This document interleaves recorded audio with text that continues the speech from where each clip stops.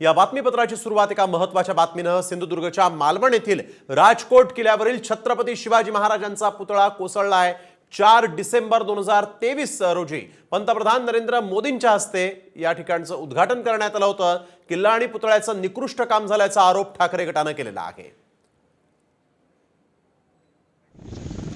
महाराजांचा पुतळा कोसळलाय। राजकोट किल्ल्यावरील हा सगळा प्रकार सिंधुदुर्गातल्या मालवणमध्ये या पुतळ्याचं काम करण्यात आलं होतं, परंतु हे काम निकृष्ट केल्याचा आरोप आता शिवप्रेमींनी केलेला आहे। ठाकरे गटाने तसा आरोप केलेला आहे। पंतप्रधान नरेंद्र मोदींच्या हस्ते या कामाचा उद्घाटन करण्यात आलं होतं आणि आज आपण बघतोय की हा पुतळा कोसळलेला आहे।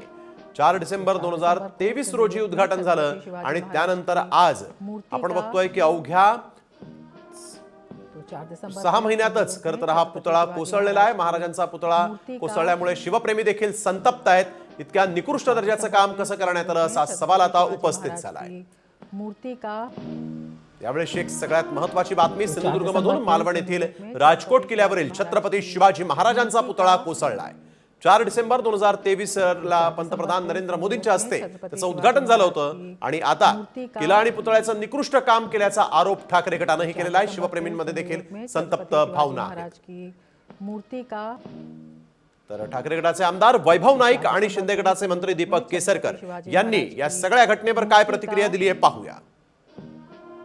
आज हा पुतळा दुर्दैवाने पडला आणि महाराष्ट्रामध्ये भारतामध्ये कुठे हा पुतळा कधी पडल्याची आपण गोष्ट ऐकत नाही, परंतु सरकारने शुद्ध पंतप्रधानांनी केलेला पुतळा या ठिकाणी पडला। म्हणजे सरकारच्या कामाचे वाबाडे आज निघालेले आहेत, परंतु ते वाबाडे जाऊन दे ज्यांनी बांधकाम केलं, या पुतळ्याचं स्ट्रक्चर ऑडिट केलं, सगळ्यांवर एफआयआर दाखल केली पाहिजे आणि ही अस्मिता महाराष्ट्राची, आणि त्यामुळे या पुतळ्यावर जो पण एफआयआर होते तो शिवसेना स्वस्त बसणार नाही। पुतळा त्वरित उभं करणं हे पहिलं कर्तव्य राहील, कारण आदरणीय पंतप्रधान महोदयांच्या हस्ते त्याचं उद्घाटन झालेलं होतं आणि छत्रपतींनी बांधलेल्या पहिल्या समुद्री किल्ल्याच्या स्मरणार्थ हा पुतळा उभारण्यात आलेला आहे आणि त्याच्यामुळे एक भावनिक महत्त्व ह्याला आहे। ते लक्षात घेऊन जे काय तातडीने करायला लागेल आमचं सरकार ते करेल।